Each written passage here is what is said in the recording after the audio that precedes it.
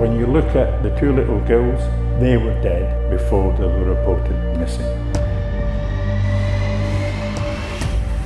Stephen Gillen, ex-senior criminal, once classed as one of the UK's most dangerous high-security Category A prisoners, serving over 20 years imprisonment.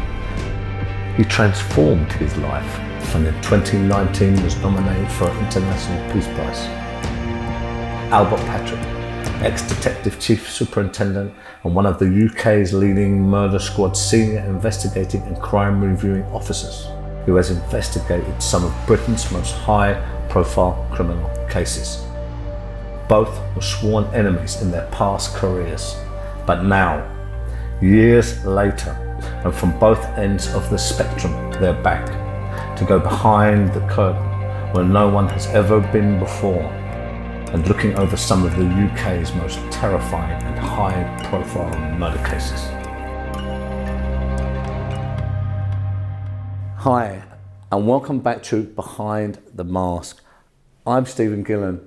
The first one on the list is, of course, the very well publicised, very tragic Madeleine McCanne album. So what would you say about that as we go behind the mask on that case? I'm not saying that the parents are responsible. What I am saying is that when you investigate such a high-profile murder, you cannot ignore the last person to have seen them alive as a potential suspect. The Portuguese police did an investigation, and my understanding is, there's a French or Portuguese word for it, but they were the prime suspects, mum and dad.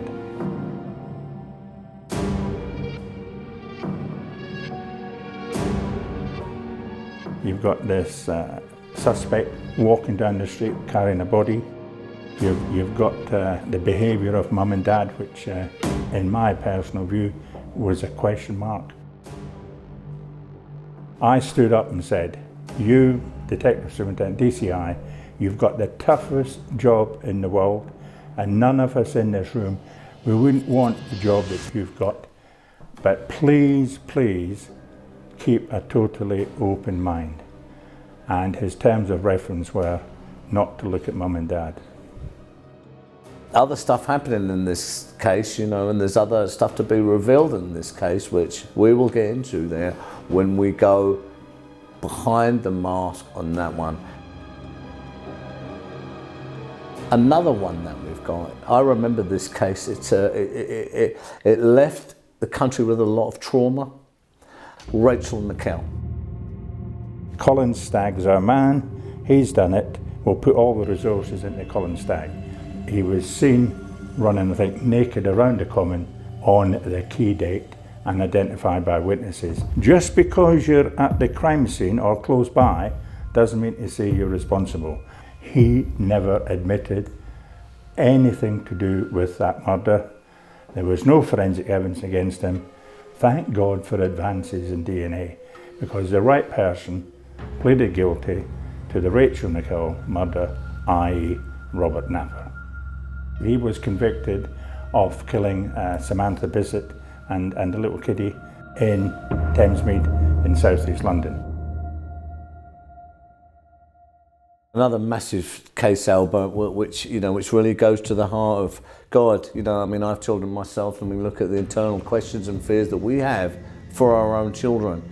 So a lot of lessons there which we can unpack on that case, even leading towards miscarriages of justice, I would assume, and where that went wrong, the navigation of that case. So we're going to unpack that as well as we go behind the mask.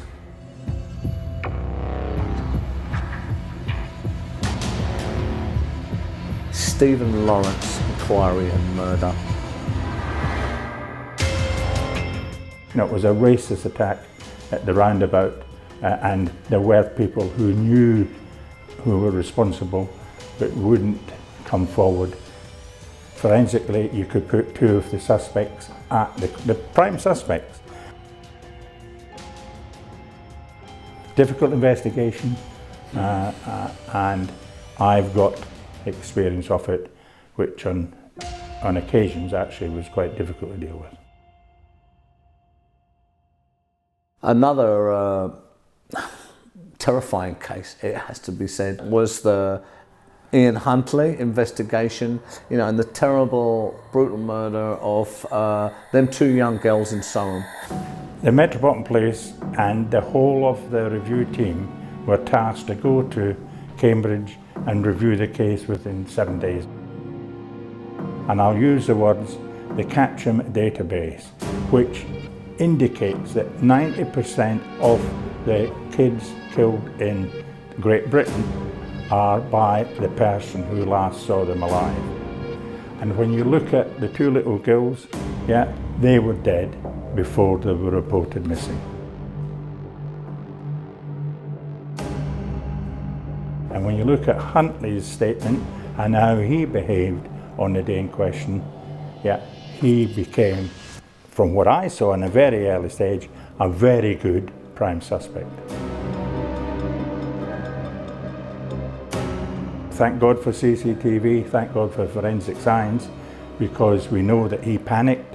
He was on the line when they were doing the search for the bodies, and he moved them from his house and put them up to Lake and Heath.